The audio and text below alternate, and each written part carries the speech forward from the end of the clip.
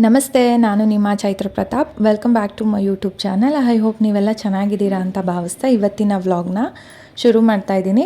Friends, ಇವತ್ತು ಬಂದು ನಾನು ಬೆಂಗಳೂರು ಕರಗ ಅಂದರೆ ನಮ್ಮ ಒಂದು ಐತಿಹಾಸಿಕ ಬೆಂಗಳೂರು ಕರಗನ ನೋಡಲಿಕ್ಕೆ ಅಂತ ಹೊರಡ್ತಾ ಇದ್ದೀವಿ. ಬೆಳಗ್ಗೆ 3:30 ಎದ್ದು ಮನೆಯಿಂದ ಹೊರಟಾಗ 4 ಗಂಟೆ ಏನೋ ಟೈಮ್ ಆಗಿತ್ತು.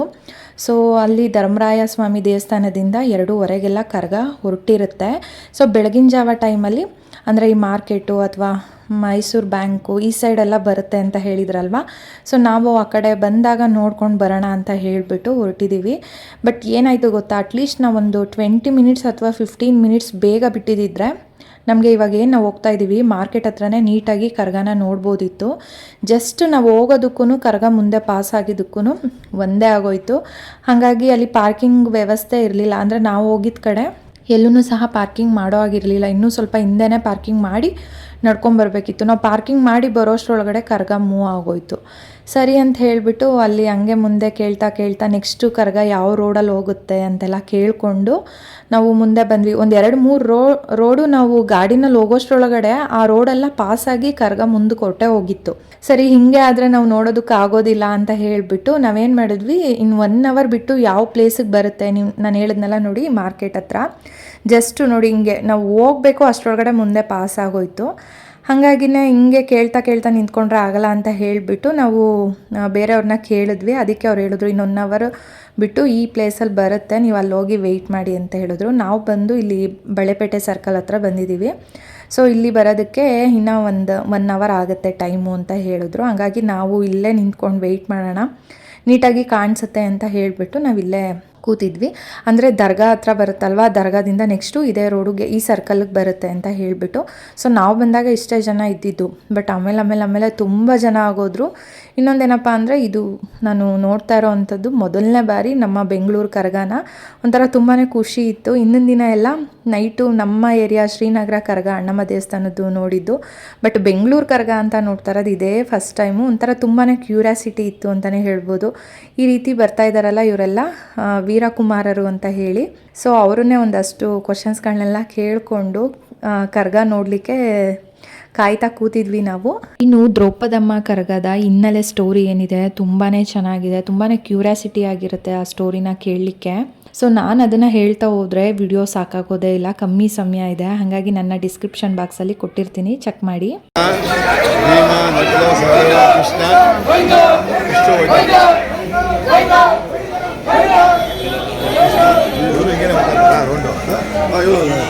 ಇವ್ರು ಮುಂದೆ ಹೋದ್ಮೇಲೆ ಇದರಿಂದ ಕರಗ ಬರುತ್ತಾ?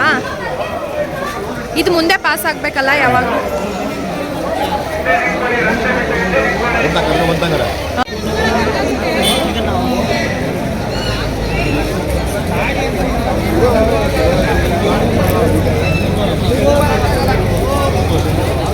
ন্যাশনাল বিল্ডিং অ্যান্ড বাউটাই তুমি কাছে না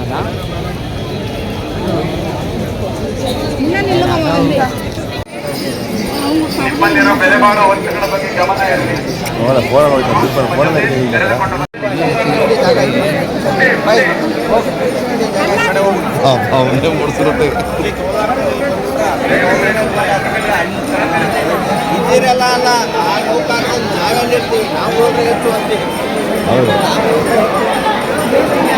ಗೋವಿಂದ ಅನ್ಬೇಕು. ಗೋವಿಂದ ಗೊತ್ತೋಡು ಕರ್ಣ, ಗೋವಿಂದ ಗೋವಿಂದ ಗೋವಿಂದ ಗೋವಿಂದ ಗೋವಿಂದ ಗೋವಿಂದ ಗೋವಿಂದ ಗೋವಿಂದ ಗೋವಿಂದ ಗೋವಿಂದ ಗೋವಿಂದ ಗೋವಿಂದ ಗೋವಿಂದ ಗೋವಿಂದ ಗೋವಿಂದ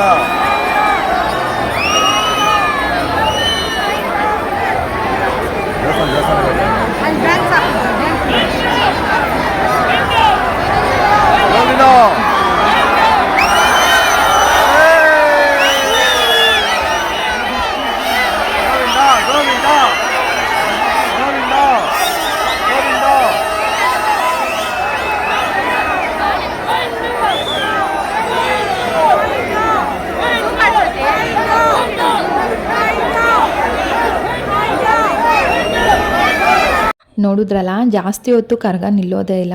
ಕೇವಲ 1 ನಿಮಿಷ ಏನೋ ಅಷ್ಟೇ ಆ ಸರ್ಕಲಲ್ಲಿ ನಿಂತ್ಕೊಂಡಿದ್ದು.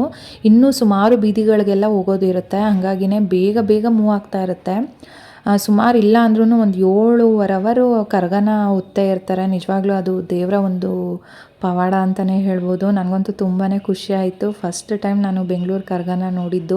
ಅದು ಇಷ್ಟು ಕ್ರೌಡು, ನಿಜವಾಗ್ಲೂ ಎಲ್ಲೆಲ್ಲಿಂದ ಎಲ್ಲ ಬಂದಿರ್ತಾರೆ ಕರಗ ನೋಡಲಿಕ್ಕೆ ಅಂತ ಹೇಳಿ.